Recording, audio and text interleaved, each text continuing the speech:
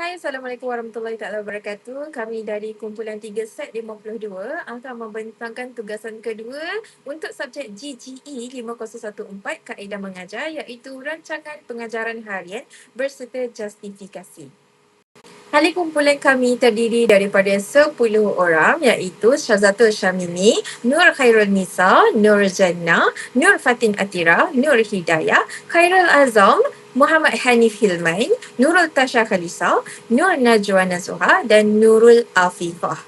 Rancangan pengajaran harian ini, mata pelajaran adalah Pendidikan Islam, tarikh 11 Ogos 2025 pada hari Selasa, tingkatan 3, bilangan murid 36 orang pelajar, masa daripada pukul 11.30 pagi hinggalah 12.30 tengah hari selama 1 jam, tema Akhlak Islamiah, tajuk Adab Bermusafir, kemahiran fokus, mendengar, bertutur, menganalisis dan mentafsir.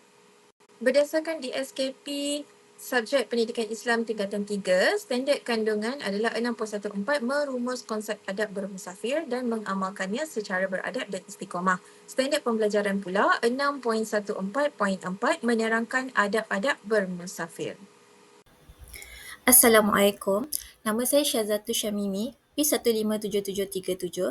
Jadi, saya akan bentangkan 3 objektif bagi topik ini, iaitu yang pertama, menyenaraikan adab-adab bermusafir dengan betul serta mengamalkannya dalam kehidupan seharian. Nombor 2, menyatakan rukhsah yang dibenarkan bagi orang yang bermusafir dengan betul. Dan nombor 3, menerangkan kebaikan mengamalkan adab bermusafir. Assalamualaikum dan selamat sejahtera. Nama saya Nur Najwa Nazuha binti Baharudin, nombor kami SWIC P157977. Saya akan menerangkan kriteria kejayaan. Yang pertama, murid dapat menyenaraikan sekurang-kurangnya 5 daripada 9 adab bermusafir yang dibincangkan dalam pelajaran. Yang kedua, murid dapat menjelaskan sekurang-kurangnya 2 daripada 3 rukhsah yang diberikan kepada orang bermusafir. Dan yang terakhir, murid dapat menyatakan sekurang-kurangnya 3 daripada 5 kelebihan bermusafir berdasarkan pengajaran. Terima kasih kepada rakan saya tadi. Saya Nur Fatin Atira binti Zulkifli, P155637. Untuk topik pengisian kurikulum EMK Kepelbagaian Kaedah dan Teknik, kita menggunakan nilai murni, ikhlas, berani menyatakan pendapat dan hormat menghormati.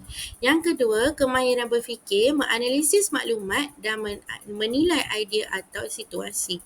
Yang ketiga, kemahiran personal iaitu berinteraksi secara positif, bekerjasama dan bertanggungjawab dalam aktiviti kumpulan. Yang keempat, kemahiran belajar cara belajar, menggunakan kemahiran komunikasi dan pembelajaran aktif sepanjang proses pembelajaran. Dan yang terakhir, elemen merentas kurikulum, iaitu menyentuh aspek kemasyarakatan, kehidupan seharian serta penerapan akhlak dan etika. Itu sahaja daripada saya serahkan kepada next pembentangan. Terima kasih.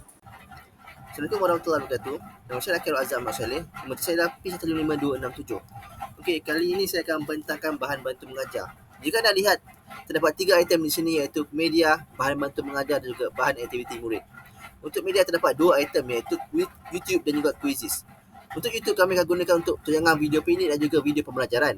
Manakala Quizizz pula kami akan gunakan untuk kuis interaktif yang akan dibantu oleh buzzer iaitu digunakan untuk pelajar untuk menekannya jika berbunyi untuk menjawab soalan. Jika dilihat di sini juga terdapat projektor, speaker dan laptop yang akan digunakan untuk menayangkan video YouTube iaitu video pembelajaran dan juga portal-portal pokok yang terdapat dalam laptop tersebut. Yang terakhir ialah bahan aktiviti murid. Yang akan kami gunakan ialah kertas majung, papan putih, peta alih juga pemarker yang akan kami gunakan untuk membuat lembaran kerja di akhir aktiviti tersebut. Seterusnya ialah pengetahuan sedia ada murid, di mana pengetahuan itu memang sedia ada dalam diri murid itu, iaitu murid pernah melihat atau mendengar tentang amalan solat jamak dan kasar, terutamanya ketika bermusafir bersama keluarga. Okey, itu sahaja daripada saya akan pas kepada pembentang seterusnya. Assalamualaikum warahmatullahi wabarakatuh. Nama saya Nur Khairul Nisa binti Kamarudin, P155674. Baiklah, hari ini kita akan melihat bagaimana elemen keypad dan peta iting digunakan dalam pengajaran topik ini. Yang pertama, peta alih. Peta ini digunakan untuk memahami dan menyusun adab bermusafir mengikut urutan masa atau langkah-langkah yang perlu diikuti. Dengan ini, murid boleh menyusun perjalanan mereka dengan lebih beradab dan tertib. Yang kedua, peta pokok. Peta ini digunakan untuk menyatakan jenis-jenis rukhsah yang diharuskan bagi orang yang bermusafir. Dengan menggunakan peta ini, murid dapat melihat dengan jelas kategori serta contoh-contoh rukhsah yang berkaitan. Kedua-dua peta ini membantu murid menggunakan pemikiran aras tinggi serta memahami isi pelajaran topik ini dengan lebih terusun dan berkesan. Sekian, terima kasih. Bismillahirrahmanirrahim. Assalamualaikum warahmatullahi wabarakatuh dan salam sejahtera. Saya Muhammad Anif Ilman bin Rosnalta, nombor matrik P155340. Hari ini saya akan bentangkan langkah pengajaran bagi sesi induksi selama 5 minit. Isi pelajaran yang akan diperkenalkan ialah bab musafir. Dalam langkah ini, saya akan mulakan dengan memberi pengenalan kepada topik musafir bagi menarik minat murid dan menyediakan mereka dari segi pemahaman asas. Aktiviti utama dalam sesi induksi ini ialah menayangkan satu video pendek animasi berdurasi 2 minit. Video ini mengandungi penerangan ringkas tentang konsep musafir berdasarkan situasi harian yang dekat dengan kehidupan murid. Ini dapat membantu murid memahami topik dengan lebih jelas sebelum kita masuk ke isi pelajaran yang lebih mendalam. Untuk menjayakan aktiviti ini, bahan bantu mengajar yang digunakan ialah laptop, projektor dan speaker bagi memastikan tayangan video dapat dilihat dan didengari dengan baik oleh semua murid. Melalui pendekatan ini, murid bukan sahaja dapat mengaitkan isi pelajaran dengan situasi sebenar, malah lebih bersedia untuk mengikuti pelajaran seterusnya dengan lebih fokus dan menarik minat mereka. Baiklah, saya teruskan dengan langkah pengajaran yang pertama, iaitu selama 10 minit. Dalam bahagian ini, isi pelajaran yang ingin disampaikan ialah adab-adab bermusafir. Aktiviti pengajaran dan pembelajaran dimulakan dengan murid menonton satu tayangan video pembelajaran yang berkaitan dengan adab ketika bermusafir. Tayangan ini bertujuan untuk memberi gambaran secara visual dan menarik minat murid terhadap topik yang dibincangkan. Selepas tayangan video, saya akan membimbing murid melalui sesi penerangan dan perbincangan ringkas bagi memperkukuh pemahaman mereka tentang adab-adab bermusafir. Murid akan diberikan peluang untuk berkongsi pandangan dan memberi respon kepada soalan yang diajukan. Seterusnya, murid akan melakukan aktiviti pengukuhan, iaitu mengisi lembaran kerja berbentuk peta iting, iaitu peta alir. Dalam peta ini, murid perlu menyenaraikan adab-adab bermusafir yang telah dipelajari. Aktiviti ini bukan sahaja mengukuhkan pemahaman, malah menggalakkan murid berfikir secara tersusun dan kreatif. Bahan bantu mengajar yang digunakan dalam sesi ini ialah video daripada YouTube dan juga lembaran kerja peta alir. Melalui langkah ini, diharapkan murid bukan sahaja faham dari sudut teori, tetapi dapat mengaplikasikan nilai adab bermusafir dalam kehidupan harian mereka. Sekian. Assalamualaikum warahmatullahi wabarakatuh. Saya Nur Tasha Kalisa binti Rosli, P155905. Seterusnya, saya akan membentangkan langkah pengajaran, langkah kedua yang mengambil masa selama 20 minit.